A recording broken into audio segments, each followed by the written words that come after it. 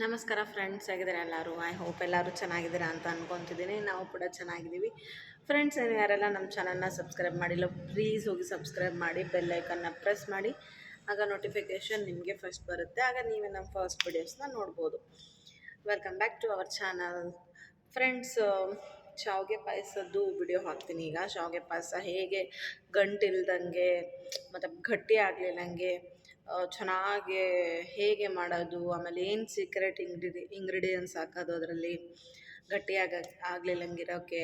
ಅವರು owner phone ಮಾಡಿದರು, ಚೆನ್ನಾಗಿತ್ತು ರೀ, ಸಾಯಂಕಾಲ ತನಕನೂ ಗಟ್ಟಿನೇ ಆಗಿಲ್ಲ, ಗಟ್ಟಿನೇ ಆಗಿಲ್ಲ, ಹೆಂಗೆ ಮಾಡಿದ್ರಿ ಅಂತ ಕೇಳೋಕ್ಕೆ, ಇಲ್ಲ ಮಾಡಿದ್ವಿ ಹಾಗೆ ಅಂತ ಹೇಳಿದೆ. ಬಟ್ ನಿಮಗೆಲ್ಲ ಯೂಸ್ ಆಗಲಿ ಅಂತ ವಿಡಿಯೋಸ್ನ ಹಾಕ್ತಾಯಿದ್ದೀನಿ ನೋಡಿ. ಆಮೇಲೆ ಚೆನ್ನಾಗಿದೆ ಅಂದರು, ಪಲಾವ್ ಚೆನ್ನಾಗಿದೆ ಅಂದರು, ಊಟನೂ ತುಂಬ ಚೆನ್ನಾಗಿದೆ, ರೊಟ್ಟಿ ಊಟ ಚೆನ್ನಾಗಿದೆ ಅಂದರು. ಸೊ ನಮ್ಮದು ಕ್ಯಾಟ್ರಿಂಗ್ ಇದೆ ಅಲ್ವಾ, ಸೊ ನೀವು ಏನಾದರೂ ನಿಮ್ಮ ಸ್ಪೆಷಲ್ ಒಕೇಶನ್ಗೆ ಏನಾದರೂ ಬುಕ್ ಮಾಡೋಂಗಿದ್ರೆ ನಾನು ಡಿಸ್ಕ್ರಿಪ್ಷನಲ್ಲಿ ನಮ್ಮದು ವಾಟ್ಸಪ್ ನಂಬರ್ನ ಹಾಕಿರ್ತೀನಿ. ಸೊ ಅಲ್ಲಿ ಬಂದು ನೀವು ವಾಟ್ಸಪ್ಪಿಗೆ ಹಾಯ್ ಆರ್ಡ್ರ್ ಇದೆ ಅಂತ ಹಾಕಿದರೆ ಸಾಕು, ನಾನು ನಿಮಗೆ ರಿಪ್ಲೈ ಮಾಡ್ತೀನಿ. ಸೊ ಏನೇ ಫಂಕ್ಷನ್ ಇರಲಿ, ಮದುವೆ, ನಾಮಕರಣ, ನಿಶ್ಚಿತಾರ್ಥ, ಹುಡುಗಪ್ಪ, ಬಟ್ ಏನೇ ಫಂಕ್ಷನ್ಸ್ ಇದ್ರೂ ನಾವು ಮಾಡಿಕೊಡ್ತೀವಿ. 90% ಜನ ನಮಗೆ ಎಲ್ಲ ಕ್ಯಾಟ್ರಿಂಗ್ ವಹಿಸ್ಬಿಡ್ತಾರೆ. ಇಲ್ಲ ನೀವೇ ಐಟಮ್ಸ್ ತರ್ತೀರ, ಬರೀ ಅಡುಗೆ ಮಾಡೋದಂದ್ರು ಆ ಥರನೂ ಮಾಡಿಕೊಡ್ತೀವಿ. ಇಲ್ಲ ನೀವೇ ಎಲ್ಲ ತಂದು ಮಾಡಿಕೊಡ್ರಿ ಅಂದ್ರೂ ಅದು ಆ ಥರನೂ ಮಾಡಿಕೊಡ್ತೀವಿ. So depend upon price variation ಆಗುತ್ತೆ, ನೀವು ಯಾವ ಥರ ಹೇಳ್ತೀರೋ ಆ ಥರ ಆಗುತ್ತೆ. ಸೊ ಇದು RCC ಹಾಕ್ತಾನೆ ಊಟ ಹಾಕಿಸ್ತಾರಲ್ಲ, ಅದ್ರದ್ದು ಆರ್ಡ್ರ್ ಇತ್ತು. ಮಾಡಿಕೊಟ್ವಿ, ಚೆನ್ನಾಗಿದೆ ಅಂತ ಹೇಳಿದರು. ರೊಟ್ಟಿನೂ ಫುಲ್ಲು ಸಾಫ್ಟಾಗಿ ಚೆನ್ನಾಗಿದೆ ಅಂತ ಹೇಳಿದರು. ಸೊ ಚೆನ್ನಾಗಿತ್ತು. ನೋಡಿ, ಬರುತ್ತೆ ವ್ಲಾಗ್ಸು. ಹೀಗೆ ನಮ್ಮನ್ನು ಸಪೋರ್ಟ್ ಮಾಡ್ತಾಯಿರಿ. ಮತ್ತು ಹೆಚ್ಚು ಹೆಚ್ಚು ಸಬ್ಸ್ಕ್ರೈಬ್ ಆಗಿ, ಬೆಲ್ ಐಕನ್ನ ಪ್ರೆಸ್ ಮಾಡಿ, ಫಸ್ಟು ಸಬ್ಸ್ಕ್ರೈಬ್ ಬಟನ್ನ ಒತ್ತಿ. ಸೊ ನಿಮಗೆ ಆಗ ನೋಟಿಫಿಕೇಷನ್ ಬರುತ್ತೆ, ಅವಾಗ ನೀವೇ ನಮ್ಮ ಫಸ್ಟ್ ವಿಡಿಯೋಸ್ನ ನೋಡ್ಬೋದು. ಯಾಕೆ ಇದು ಆಗ್ಲಾಗ್ಲ ಹೇಳ್ತಾ ಇದ್ದೀನಿ ಅಂದರೆ ಹೆಚ್ಚು ಸಬ್ಸ್ಕ್ರೈಬರ್ ಆಗಲಿ ಅಂತ. ಹೀಗೆ ನಮ್ಮನ್ನು ಸಪೋರ್ಟ್ ಮಾಡ್ತಾರೆ, ಆಗ್ತಾಯಿದ್ದೀರಾ, ಖುಷಿ ಆಗ್ತಾಯಿದೆ. ವ್ಯೂಸ್ ಎಲ್ಲ ನೋಡಿ ತುಂಬ ಖುಷಿ ಆಗ್ತಾಯಿದೆ. ಹಾಕಿದ ತಕ್ಷಣವೇ ಎಲ್ಲ ವಿಡಿಯೋಸ್ ಎಲ್ಲ ನೋಡ್ತಾ ಇದ್ದೀರಾ, ನಮಗೂ ಖುಷಿ ಆಗ್ತಾಯಿದೆ. ಎಲ್ಲೆಂದು ವಿಡಿಯೋ ಮಾಡ್ತಿದ್ದೀನಿ ಅಂತ ಕೇಳ್ಬೋದು ನೀವು. ಸೊ ನಾವು ಹೊಸ ಬಿಸ್ನೆಸ್ ಸ್ಟಾರ್ಟ್ ಮಾಡಿದ್ದೀವಿ ಅಂದಲ್ಲ, ಅಲ್ಲಿ ಹಿಂದ್ಗಡೆ ಒಂದು ಹಾಸ್ಟೆಲ್ ಟೈಪ್ ಇದೆ. ಸೊ ಇಲ್ಲಿ ಖಾಲಿ ಇದೆ ಅಲ್ಲ, ಸೊ ಯಾಕೆ ಟೈಮ್ ವೇಸ್ಟ್ ಮಾಡೋದು, ಮನೆಗೆ ಹೋಗೇ ಮಾಡಬೇಕು ವಿಡಿಯೋಸ್ ಅಂತ ಏನಿಲ್ಲ ಅಲ್ವಾ, ಎಲ್ಲಿ ನಾವು ಫ್ರೀ ಇದ್ರೂ ವಿಡಿಯೋ ಮಾಡ್ಬೋದು. ಸೊ ಇಲ್ಲಿ ನಿಂತು ಮಾಡ್ತಾಯಿದ್ದೀನಿ. ಬಟ್ ನಿಮ್ಮ ಜೊತೆ ಕಾಂಟ್ಯಾಕ್ಟಲ್ಲಿ ಕಂಟಿನ್ಯೂ ಆಗಿರೋದು ನಮ್ಮ ಕರ್ತವ್ಯ. ಸೊ ಇಷ್ಟಪಟ್ಟು ವಿಡಿಯೋ ಮಾಡ್ತಾಯಿದ್ದೀವಿ. ಹೀಗೆ ನಮ್ಮನ್ನು ಸಪೋರ್ಟ್ ಮಾಡ್ತಾಯಿರಿ, ಹೀಗೆ ನಮ್ಮನ್ನು ಹರಿಸಿ ಬೆಳೆಸಿ. ಸೊ ಮತ್ತೆ ಸಿಗೋಣ ಮುಂದಿನ ಬ್ಲಾಗಲ್ಲಿ. ಇದು ಬ್ಲಾಗ್ಸನ್ನು ಈಗ ಶಾವಿಗೆ ಪಾಯಸದ್ದು ಬ್ಲಾಗ್ ಬರುತ್ತೆ ನೋಡಿ.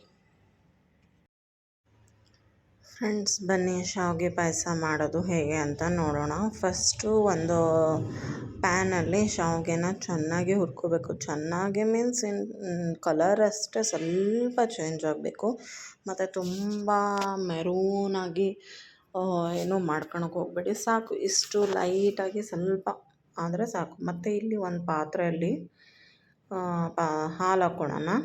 ಪಾತ್ರೆ ಫುಲ್ಲು ಡ್ರೈ ಆದಮೇಲೆ ಹಾಲು ಹಾಕ್ಕೊಳ್ಳೋಣ. ಅದಕ್ಕೆ 1 kg ಶಾವಿಗೆಗೆ ನಾವು 2.5 3 ಲೀಟ್ರ್ ಆದರೂ ಹಾಲು ಹಾಕಬೇಕು. ಇನ್ ಸೆನ್ಸ್ 2 ಲೀಟ್ರ್ ಹಾಲು ಹಾಕ್ರಿ, 1 ಲೀಟ್ರ್ ನೀರು ಹಾಕ್ರಿ, ಯಾಕಂದರೆ ಹಾಲು ಗಟ್ಟಿ ಇರುತ್ತಲ್ವ, ಸೊ ನಡೆಯುತ್ತೆ. ಹಾಗಾಗಿ ಈ ಹಾಲು ಚೆನ್ನಾಗಿ ಕುದಿಬೇಕು. ಕುದಿತಾನ ಸಕ್ಕರೆ ಮಿಕ್ಸ್ ಮಾಡ್ಕೊಂಬಿಡೋಣ. ಅಂದರೆ 1 kg ಸಕ್ಕರೆಗೆ 1 kg ಶಾವಿಗೆಗೆ 1 kg ಸಕ್ಕರೆ, ಕರೆಕ್ಟಾಗಿ ಪ್ರಪೋರ್ಷನೇಟ್ ನೆನ್ಪಿಟ್ಕೊಳ್ಳಿ. ಅಲ್ಲಿಗೆ ನಿಮ್ಮದು ಶಾವಿಗೆ ಪಾಯಸ ಗಟ್ಟಿನೂ ಆಗೋಲ್ಲ, ಚೆನ್ನಾಗಿರುತ್ತೆ, ಟೇಸ್ಟ್ ಕೂಡ ಚೆನ್ನಾಗಿರುತ್ತೆ. ಆಮೇಲೆ ಕರೆಕ್ಟಾಗಿ ಮೆಸರ್ಮೆಂಟ್ ಹಾಕ್ಕೊಂಬಿಟ್ರೆ ಎಲ್ಲ ಕರೆಕ್ಟ್ ಇರುತ್ತೆ. ಸೊ ಇದು ಸ್ವಲ್ಪ ಸಕ್ಕರೆ ಕರಗಬೇಕು, ಕರಗೋ ತನಕನೂ ಹಿಂಗೆ ಕೈಯಲ್ಲಿ ಆಡಿಸ್ತಾ ಇರಿ. ಆಮೇಲೆ ಅದು ಸಕ್ಕರೆ ಕರಗ್ತಾನ ಸ್ವಲ್ಪ ಬಾದಾಮ್ ಪೌಡ್ರ್ ಇರುತ್ತಲ್ಲ, ಸೊ ಬಾದಾಮ್ ಪೌಡ್ರು ಹಾಕ್ಕೊಳ್ಳೋಣ ಅಂತೆ. ಈಗ ನೋಡಿ ಸಕ್ಕರೆ ಕರಗ್ತಾ ಇದೆ, ಚೆನ್ನಾಗಿ ಮಿಕ್ಸ್ ಆಗಬೇಕು, ಸಕ್ಕರೆ ಫುಲ್ಲು ಮೆಲ್ಟ್ ಆಗೋ ತನಕನೂ. ಆಮೇಲೆ ಇದಕ್ಕೆ ನಾವು ಬಾದಾಮ್ ಪೌಡ್ರು ಹಾಕೋಣಂತೆ. ಸ್ವಸ್ತಿಕ್ ಬಾದಾಮ್ ಪೌಡ್ರು ನೋಡಿ, ಸ್ವಸ್ತಿಕ್ ಬಾದಾಮ್ ಪೌಡ್ರು.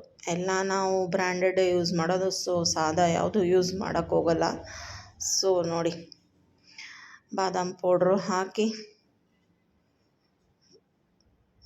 ಬಾದಾಮ್ ಪೌಡ್ರು ನಮ್ಮ ಟೇಸ್ಟಿಗೆ ಅನುಸಾರ ಎಷ್ಟು ಬೇಕೋ ಅಷ್ಟು. ಕೆಲವೊಬ್ಬರಿಗೆ ಅದು ಫ್ಲೇವರ್ ಇಷ್ಟ ಆಗೋಲ್ಲ, ಸೊ ಅವರು ಸ್ವಲ್ಪ ಹಾಕ್ಕೊಳ್ರಿ. ಕೆಲವೊಬ್ಬರಿಗೆ ಜಾಸ್ತಿ ಇಷ್ಟ ಆಗುತ್ತೆ, ಸೊ ಅವರು ಸ್ವಲ್ಪ ಜಾಸ್ತಿ ಹಾಕ್ಕೊಳ್ರಿ. ನೋಡಿ ಯಾರ್ಯಾರಿಗೆ ಹೇಗೆ ಅನುಕೂಲ ಆಗುತ್ತೋ ಹಾಗೆ. ಇದು ಸಿಂಪಲಾಗಿ ಮಾಡೋದು ಶಾವಿಗೆ ಪಾಯಸ, ಪಟ್ಟನಂಗೆ ಮಾಡ್ಬೋದು. ನೀವು ಮನೆಯಲ್ಲಿ ಸ್ವಲ್ಪ ಜನಕ್ಕೆ ಮಾಡ್ತೀರಂದರೆ 1 ಗ್ಲಾಸ್ ಮೆಜರ್ಮೆಂಟ್ ತೊಗೊಳ್ಳಿ. 1 ಗ್ಲಾಸ್ ಶಾವಿಗೆ ತೊಗೊಂಡ್ರೆ 1 ಗ್ಲಾಸ್ ಸಕ್ಕರೆ ಹಾಕ್ಕೊಳ್ರಿ. ಅದರ ಡಬಲ್ ಹಾಲು ಹಾಕ್ಕೊಳ್ರಿ, ಡಬಲ್ ಆರ್ ತ್ರಿಬಲ್ ಹಾಲು ಹಾಕ್ಕೊಳ್ರಿ. ಅಲ್ಲಿಗೆ ಮೆಜರ್ಮೆಂಟ್ ಕರೆಕ್ಟಾಗಿ ಇರುತ್ತೆ. ಇದು ನೋಡಿ ಶಾವಿಗೆ. ಈಗ ಶಾವಿಗೆ ಹಾಕಿದ್ವಿ.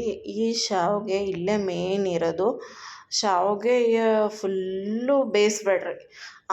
ಫುಲ್ಲು ಬೇಯಿಸ್ಬಿಟ್ರೆ ಗಟ್ಟಿಯಾಗಿ ಹೋಗ್ಬಿಡುತ್ತೆ. ಸೊ ಶಾವಿಗೆನ ಸ್ವಲ್ಪ ಮೀಡಿಯಮ್ಮಾಗಿ ಬೇಯಿಸ್ಬೇಕು. ಈಗ ನೋಡಿ ನಮ್ಮ secret ingredients, secret item. Function type taste ಬೇಕು ಅಂದರೆ ಮಿಲ್ಕ್ ಮೇಡ್ ಯೂಸ್ ಮಾಡಿ. ಸೇಮ್ ಟು ಸೇಮ್ ಫಂಕ್ಷನಲ್ಲಿ ಹೇಗೆ ಆಗಿರುತ್ತೋ ಅದೇ ಥರನೇ ಆಗಿರುತ್ತೆ. ಪಾಯಸ ಮಾತ್ರ ತುಂಬ ಅಂದರೆ ತುಂಬ ಚೆನ್ನಾಗಿ ಬರುತ್ತೆ. ನೋಡಿ, ಶಾವಿಗೆ ಜೊತೆ ಅದೆಲ್ಲ ಕ್ಲೀನಾಗಿ ಮಿಕ್ಸ್ ಆಗಬೇಕು. ಇನ್ನೊಂದು ಸತಿ ಹೇಳ್ತೀನಿ, ಶಾವಿಗೆನ ಫುಲ್ಲು ಬೇಯಿಸ್ಕೊಬೇಡ್ರಿ. ಒಂದು 60 to 70% ಅಷ್ಟೇ ಬೇಯಬೇಕದು. ಯಾಕಂದರೆ ಹಾಲು ಬಿಸಿ ಇರುತ್ತಲ್ಲ, ಮತ್ತೆ ಅದ್ರ ಜೊತೆ ಬೆಂದುಬಿಡುತ್ತದು. ಆವಾಗ ಗಟ್ಟಿಯಾಗೋ ಚಾನ್ಸಸ್ಸು ತುಂಬ ಇರುತ್ತೆ. ನೋಡಿ ಎಷ್ಟು ಚೆನ್ನಾಗಿ ಕುದೀತಿದೆ.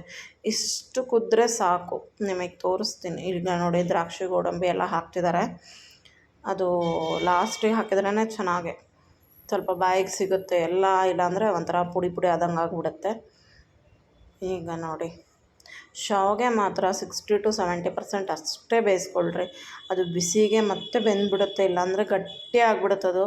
ಸೊ ಹಾಗಾಗಿ ಹೇಳ್ತಾ ಇದ್ದೀನಿ ಮೇಲೆ. ಇದು ಒಂದು ಟಿಪ್ ಅಂತಲೇ ತಿಳ್ಕೊಳ್ರಿ. ಮನೆಗೆ ಮಾಡೋಂಗಿದ್ರೂ ಶಾವಿಗೆ ಒಂದು 60 to 70% ಹಾಲಲ್ಲಿ ಅಷ್ಟೇ ಬೇಯಿಸ್ಕೊಳ್ರಿ. ಅದು ಬಿಸಿಗೆ ಮತ್ತೆ ಬಿಸಿಯಾಗಿ ಆವಾಗೇ ಮತ್ತೆ ಮನೆಯಲ್ಲಿ ಗಟ್ಟಿ ಆಗೋದು.